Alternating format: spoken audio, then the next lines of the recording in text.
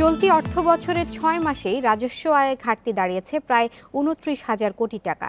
নির্বাচন, রাজস্ব কর্মকর্তাদের গাফিলতি আর ব্যবসায়ীদের ফাঁকির মানসিকতাই এর কারণ বলছেন এনবিআর চেয়ারম্যান।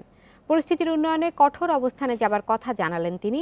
এরই মধ্যে বৈঠক করে কর্মকর্তাদেরও দিলেন একই বার্তা।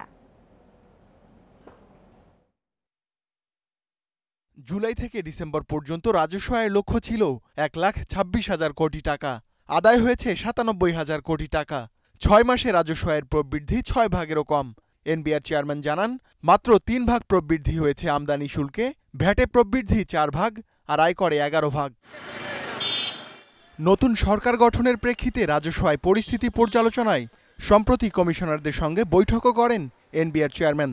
দুর্নীতি ও গাফিলতির বিরুদ্ধে তাদের সতর্ক করা হয়েছে বলেও জানান তিনি। আমাদের নিজস্ব ইনহেরেন্ট যেসব দুর্নীতি বা অন্য কিছু যা আছে সেগুলিকে কঠোর হস্তে দমন করতে হবে এবং রাজস্ব আহরণে মনোযোগী হতে হবে। যাদের পারফরমেন্স খারাপ তাদেরকে আমি কত সময় যাবৎ তারা ওই স্টেশনে আছে সেটা দেখব না, হয়তো বদলি করে দেব।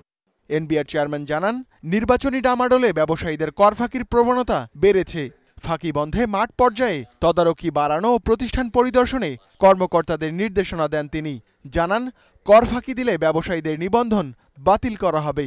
যারা মিথ্যা ঘোষণা দিয়ে মালপত্র ছাড় করাবে তাদের আমদানি লাইসেন্স যাতে বাতিল করে দেওয়া হয় সেসব বিষয়েও আমি তাদেরকে নির্দেশ দিয়েছি।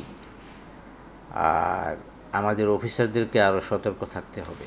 করের আওতা বাড়াতে জরিপ চালানোর ওপর জোর দেন NBR chairman.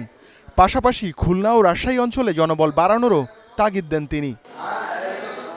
Ruhul Amin, independent news, Dhaka.